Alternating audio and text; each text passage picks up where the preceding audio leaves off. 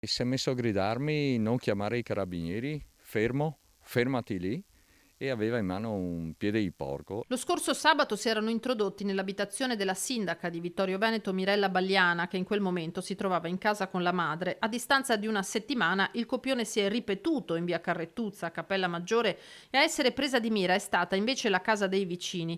Stefano Daronca, appena rientrato, ha notato bagno e camera da letto in subbuglio. Mentre chiamava i carabinieri e ispezionava il giardino, si è trovato davanti l'individuo di origini straniere e due complici intenti a fuggire calandosi dal terrazzino. Sono scesi di colpo e hanno cominciato a corrermi dietro, io ho fatto il giro della casa e loro sono partiti verso il vigneto e poi sono andati giù, insomma. La fuga dopo aver messo a soqquadro anche la casa di Salerio Segat, dove hanno forzato un infisso e portato via dei contanti. Qui nessuno si aspettava che dopo una manciata di giorni i malviventi si ripresentassero.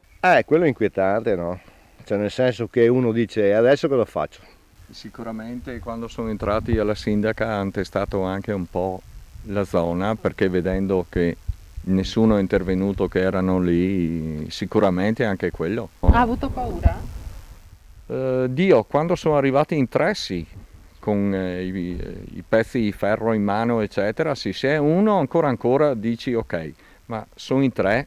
Ora l'intera zona è in allerta. A Daronchi i malviventi hanno portato via delle magliette, una catenina e le chiavi della macchina, non per sottrargliela probabilmente, ma per evitare che li seguisse. Fatto sta che ora teme che tornino e gliela rubino. Ho sgonfiato le gomme della macchina per sicurezza, perché anche se hanno le chiavi, la aprono eccetera, essendo pesante non la spostano, insomma tutte e quattro le gomme per sicurezza. Tocca fare anche questo, perché se succede un incidente, qualcosa che la prendono su, hai i problemi tu, insomma. Se l'assicurazione non risponde, rispondi tu di persona e sono problemi, insomma.